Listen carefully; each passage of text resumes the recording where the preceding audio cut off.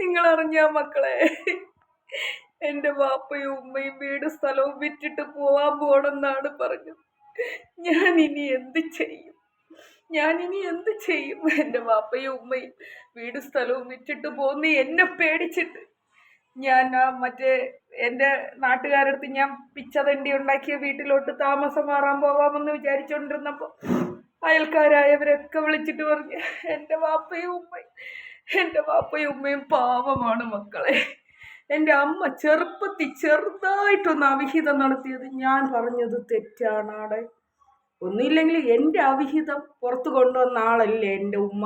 അപ്പോൾ പിന്നെ എൻ്റെ ഉമ്മ ചെറുപ്പത്തിൽ ചെറുതായിട്ടൊരു അവിഹിതം നടത്തിയത് ഞാൻ പറഞ്ഞത് തെറ്റാണോ?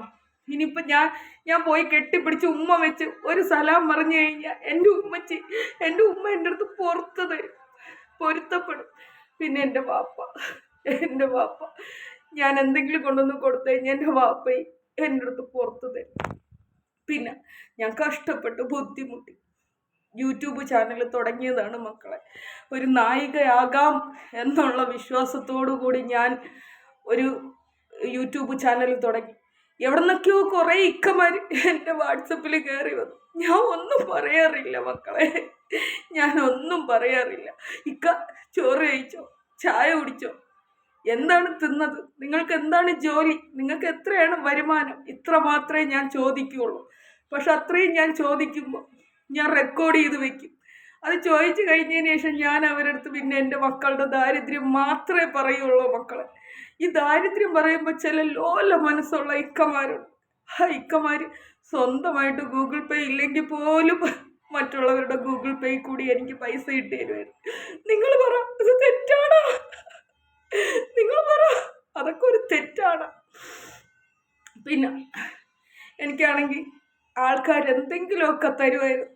അപ്പോഴത്തേക്കും ഒരു നശൂലം പിടിച്ച ഒരു തള്ള, ആ തള്ളയ്ക്ക് വേറൊരു ജോലിയില്ല, 6 മക്കളുണ്ടെന്ന് പറയുന്നു. ഒരു കിഴങ്ങൻ ഭർത്താവ്, ഒരു പാവാടവള്ളി ഭർത്താവ് ഉണ്ടെന്ന് പറയുന്നു.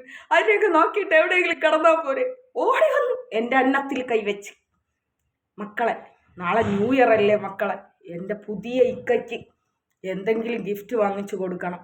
നിങ്ങൾ പറ, എന്തൊരു ഗിഫ്റ്റ് വാങ്ങിച്ചു കൊടുക്കും? എന്തോ നീ എഴുതിയിരിക്കുന്നത്, നീ കട്ടിലിൻ്റെ അടിയിൽ നിന്റെ കാമുകനെ കയറ്റിയത് ഞങ്ങളോട് ചോദിച്ചിട്ടാണോ? അതൊക്കെ കഴിഞ്ഞ കാര്യമല്ലേ, ഇപ്പം പിന്നെ കട്ടിലിൻ്റെ മുകളിലായല്ലോ. നിങ്ങളൊന്ന് പറയും. പിന്നെ എങ്ങനെയുണ്ട്, ഞാൻ സുന്ദരിയാണോ?